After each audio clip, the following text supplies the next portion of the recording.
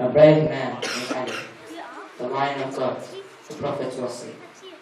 His father was the chief of the clan. He was a good and righteous man. His mother was entirely free from blame. Fatima bint Asad was her name. His cousin, the Prophet, was brought up by these two. Children they had, and quite a few too.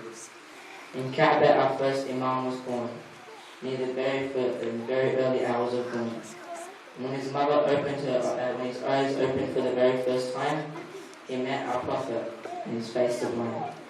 The Prophet wished to adopt Ali, to relieve his guardians of a great responsibility. Once the Prophet had a feast with a tiny amount of things to eat. Some meat, some bread, and some milk to drink, filled the appetites to be drink. But the food remained the same as before, not any less and not any more. The invited men were from his kin.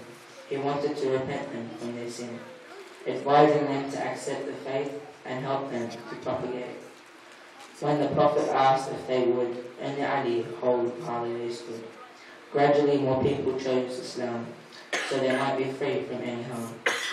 It was of course for their very own good, not only in this but afterwards too. The Quraysh had troubled all the Muslims for a very long time now. How they have survived, God only knows. The Prophet's life was not at stake. Ali thought and acted straight. He did something very brave, which would have led him to his grave. For on the Prophet's bed he slept, while into night the Prophet crept. From Mecca to Medina the Prophet had gone. He travelled by night and rested by dawn. Soon Ali came to Medina to unite with his cousin, the last Rasul. The Prophet made progress to preach Islam. He also invited Christians from Najran. The Christians and the Muslims talked on and on. The Christians insisted God had a son. On this point, the two sides did not agree. Shamubhala there was to be.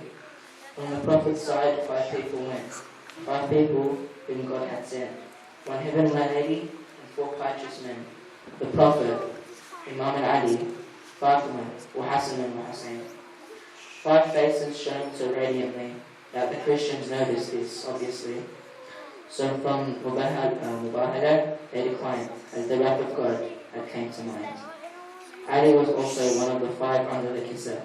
With the Prophet, Hassanain and Fatima, the Prophet loved his Ahlul Bayt.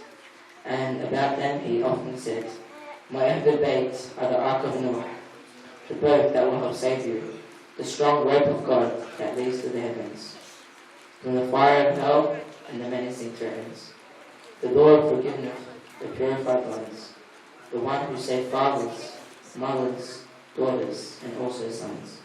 Ali fought many battles again and again: Badr, Uhud, Khandaq, Khaybar, and Hunayn. Prophet loved Ali, there is no doubt about it. On many occasions he pointed out, "I am the city of knowledge, and Ali is its gate. He is the most incredible judgment and the embodiment of faith." On the Prophet's last pilgrimage to Mecca and back, the Prophet proclaimed on a camel's hack, "I must tell you something before I depart. My Ahlul Bayt and the Quran will never be apart. But the most important thing is to accept the fact, من كنت مولى فعلي مولى."